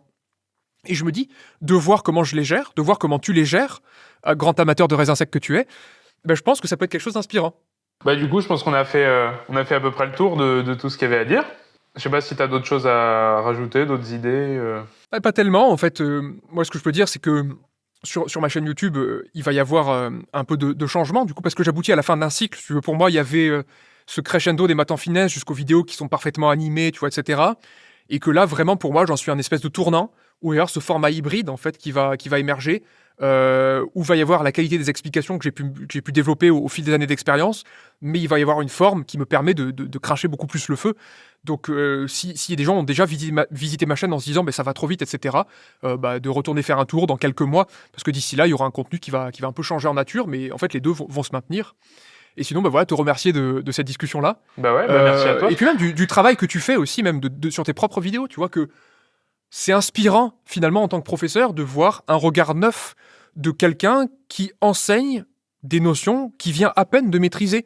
Je trouve qu'il y a quelque chose de très enrichissant, même si c'est une inexactitude, finalement. Il y a quelque chose d'intéressant de dire, tiens, pédagogiquement, il a fait quelque chose d'un peu curieux à cet endroit-là. Peut-être que ça souligne quelque chose que je fais moi-même, tu vois. Mais encore une fois, toujours de ramener à soi, de se demander, c'est pas tacler à la gorge qui compte. C'est te dire, tiens, ça met en valeur quelque chose, ou peut-être qu'il pourrait s'en servir pour faire quelque chose de plus juste. Ça me donne peut-être une idée de vidéo, tu vois. D'être dans ce partage, dans cette richesse, c'est quelque chose qui m'a réjoui. Donc je suis très content finalement que tu m'aies écrit il y a quelques années de ça, quand tu t'apprêtais à lancer ta chaîne YouTube, parce que sinon on n'aurait jamais discuté aujourd'hui, tu vois. Ouais, c'est Et ça clair. peut jouer à ça aussi, tu vois. Une prépa, une carrière de YouTubeur, ça peut jouer à un message que tu as envoyé au bon moment. Voilà. Ouais, carrément. Ouais, on n'a pas trop parlé de ta passion pour les mathématiques. Alors on va faire preuve d'honnêteté, la facilité avec laquelle je les pratique. Tu vois, c'est que finalement, tu peux dépenser ton énergie dans beaucoup de domaines différents. Je sais par exemple que si on me teste sur des domaines où la mémorisation joue une grande part, comme l'histoire ou la géographie, c'est absolument pas un point fort. Mais que ma manière de comprendre le monde, de faire des analogies par exemple, analogie, ça te rappellera bien entendu les isomorphismes en mathématiques. Et de voir qu'il peut y avoir un même squelette qui peut caractériser différents objets, c'est exactement comme ça que je raisonne dans ma propre pédagogie.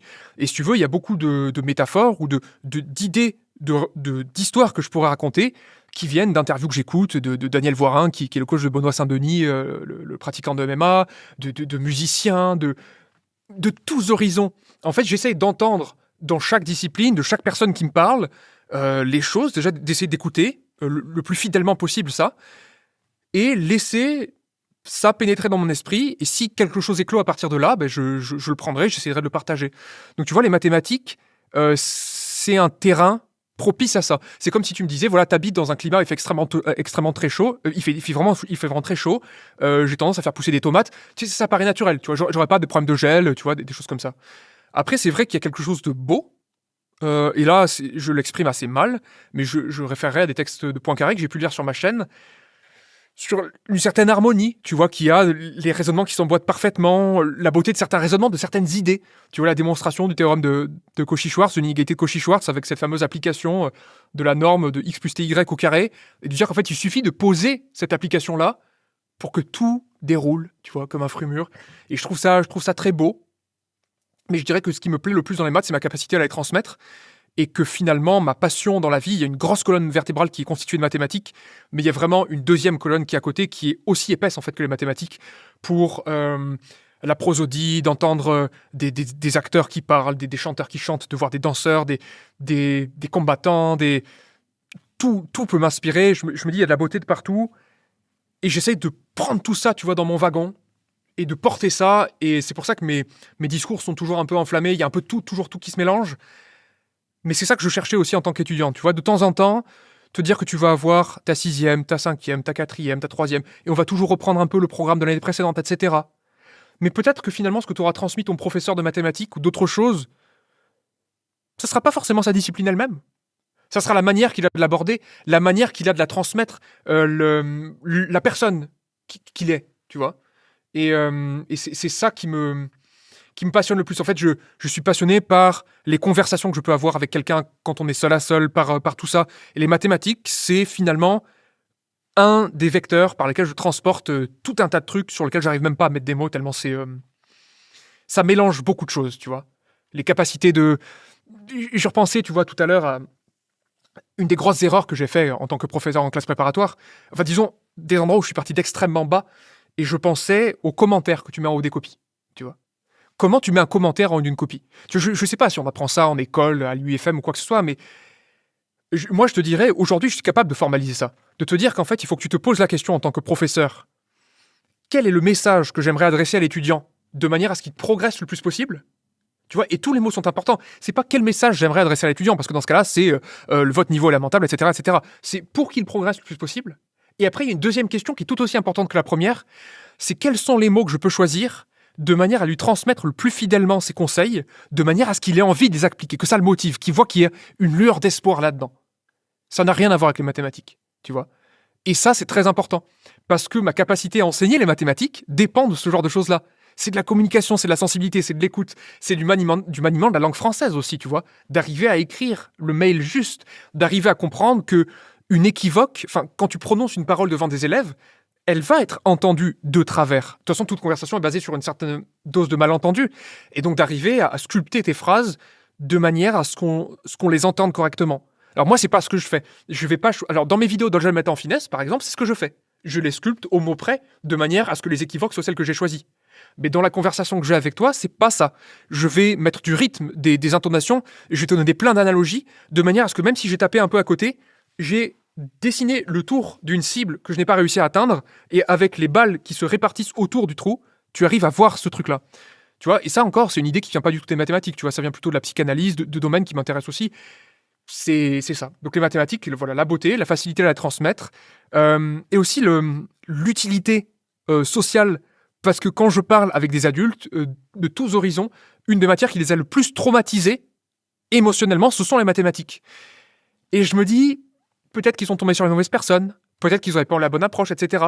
Et j'espère pouvoir un peu réparer, tu vois, penser peut-être un peu leur plaie, ou de leur faire comprendre 20 ans après que peut-être qu'ils auraient pu. Juste ça. Tu vois, ils vont pas changer de carrière grâce à moi, mais ils vont peut-être se dire, ah, si j'avais eu ce prof, peut-être que j'aurais pu. Et plutôt que de se dire, je suis un nul, ou je n'aime pas les mathématiques, ou je suis fâché avec les maths, ils peuvent se dire, il y a quelqu'un qui, par son discours, m'a fait comprendre que peut-être c'était possible.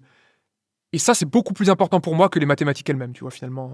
Ouais, je vois. Ouais. Mais c'est marrant ce que tu me dis, ça me fait penser à un commentaire que j'ai reçu il y a pas très longtemps. En gros, c'était dans une vidéo où j'expliquais pourquoi 1 était égal à 0,999 avec une infinité de 9, enfin le développement décimal impropre. Et le commentaire de cette personne, c'était voilà pourquoi je n'aime pas les maths. Et en fait, moi, j'ai envie de répondre, au contraire, voilà pourquoi j'aime bien les maths. C'est justement ce genre de vidéo qui me donne, qui me donne cette passion pour les maths. C'est justement ce genre de vidéo, ce genre de sujet, ce genre de mystère et ce genre de...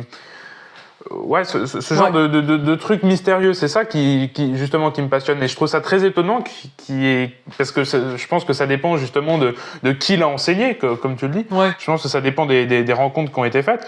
Mais je trouve ça hallucinant que justement qu'on ait un point de vue si opposé sur les mathématiques en partant d'un même même sujet, d'une même vidéo finalement.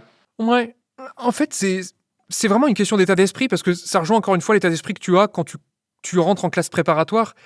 Finalement, est-ce que tu te dis...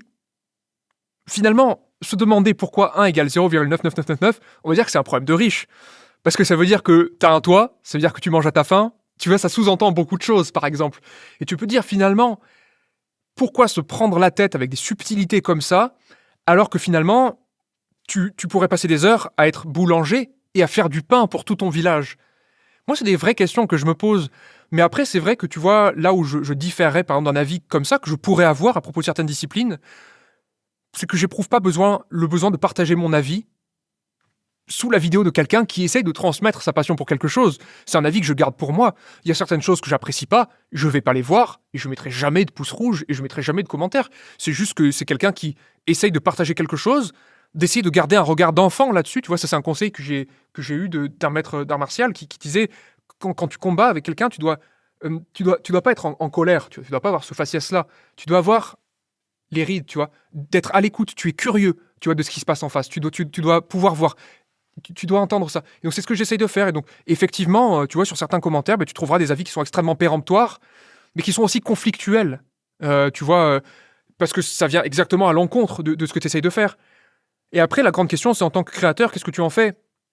Mais la plupart du temps, moi je te dirais de ne pas en faire grand-chose, mais il y a aussi un concept qui m'a beaucoup aidé, tu vois, en tant que créateur, et notamment là, un échange assez houleux que j'ai pu avoir relativement récemment, c'est que quand tu parles à quelqu'un de quelque chose, tu en dis tout autant sur ce dont tu penses parler que sur toi. Parce que finalement, le fait que tu t'exprimes, ça veut aussi dire qu'il est jugé bon de s'exprimer. C'est-à-dire qu'il y a quelque chose dans son passé, dans sa compréhension des choses, qui a fait qu'il a eu envie de te donner ce message-là. Et effectivement, ça peut être un traumatisme, ça peut être beaucoup de choses vis-à-vis de l'enseignement des mathématiques.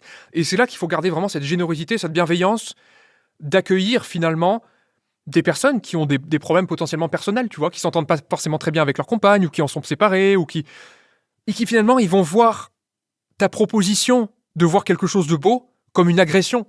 Parce que tu vas mettre le doigt sur quelque chose qui les emmerde profondément, qui est potentiellement associé à des souvenirs négatifs, et de dire finalement, il faut garder les épaules larges et choisir la solution qui te paraît la plus à même d'apporter au monde dans sa globalité. Pour moi, ça peut être supprimer le commentaire, tu vois, purement et simplement.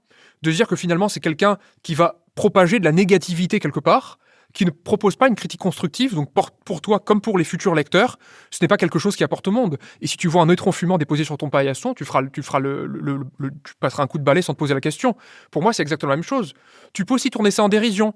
Mais là, pareil, il faut quand même qu'il y ait plus d'agressivité pour que je passe ce cap. Parce que ça veut dire que j'estime que la personne a mérité qu'elle s'en prenne une en retour, si je parle au figuré.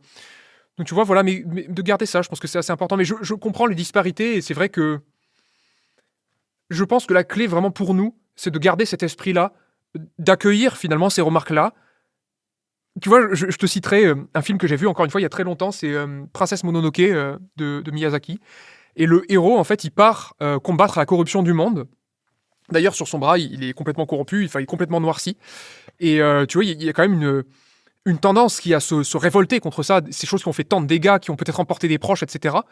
Et en fait, le message avec lequel il part à l'aventure, c'est le vœu de porter sur le monde un regard sans haine. Tu vois, d'arriver à garder ce... Parce qu'à partir du moment où il y a de l'émotion, en fait, tu vas perdre ta qualité d'écoute finalement. Tu vois un peu l'idée? Et peut-être que cette personne-là essaye d'exprimer quelque chose d'autre. Donc peut-être que tu peux juste, si tu veux construire avec cette personne quelque chose, lui poser une question, de lui dire, de lui demander de préciser sa question, de sa remarque, de lui demander qu'est-ce qu'elle trouve de laid là-dedans. Est-ce que c'est qu'elle parvient pas à saisir la beauté de ça, ou est-ce qu'elle trouve que c'est foncièrement laid? Tu vois, et peut-être de temps en temps d'amener les gens à converser. Et ça, c'est quelque chose dont je m'étais aperçu en tant que professeur en classe préparatoire. Finalement, je me dis, il y a des personnes que je peux pas piffrer, tu vois, parce que j'ai l'impression aussi qu'elles peuvent pas me piffrer. Mais finalement, et ce que j'ai appris de mon meilleur ami, Pierre, qui est pilote de ligne, c'est qu'avec la diplomatie, avec la politesse, tu pouvais toujours aller voir les gens de suffisamment de bonne volonté, bien entendu, et finalement de voir que les inimitiés qui peuvent se créer par des échanges de regards inappropriés, tu sais, un peu au mauvais moment, ou une expression de visage qui est mal lue, en fait, peut cacher un appel à l'aide qui est mal formulé très maladroitement, tu vois. Peut-être que ce que cette personne te dit, c'est au fond de moi, j'aimerais bien pouvoir saisir la beauté d'un truc pareil, ou j'aimerais bien être capable de le comprendre. Et c'est pour ça, c'est difficile pour moi de... Enfin voilà, c'est ce que je voulais dire. Et c'est aussi des conseils que j'aimerais donner des conseils dont pourront se servir éventuellement de futurs créateurs sur Internet. Mais voilà, le monde est fait de beaucoup de choses. Sur Internet, ce beaucoup de choses est extrêmement représenté sous toutes ses formes. Donc voilà, ne t'étonne pas de ce genre de choses-là. Et dis-toi que l'année prochaine, quand tu vas multiplier tes initiatives, des regards en coin extrêmement étranges et des remarques inappropriées, tu vas t'en prendre des tonnes. Poste-les-moi, tu vois, on en rigolera ensemble. Et comme ça, tu peux continuer sans être corrompu par tous ces regards qui peuvent te corrompre en fait cet élan qui est pur que tu as envie de transmettre. Ouais, c'est clair. Je ferai une série aussi, le sel, enfin je l'appellerai pas comme ça, mais c'est sûr que c'est une bonne idée. Je pense qu'au bout d'un moment ça mérite quoi. Enfin, si tu as suffisamment de commentaires qui s'accumulent comme ça, tu peux t'amuser. Sur TikTok aussi, tu sais. C'est très approprié, oui, c'est le genre de réseau qui est tout à fait approprié pour ce genre de choses-là. Non, mais en tout cas, merci pour cette conversation, c'était cool. On a appris des choses sur ton parcours, sur l'évolution future de ta chaîne YouTube, donc ça c'est super.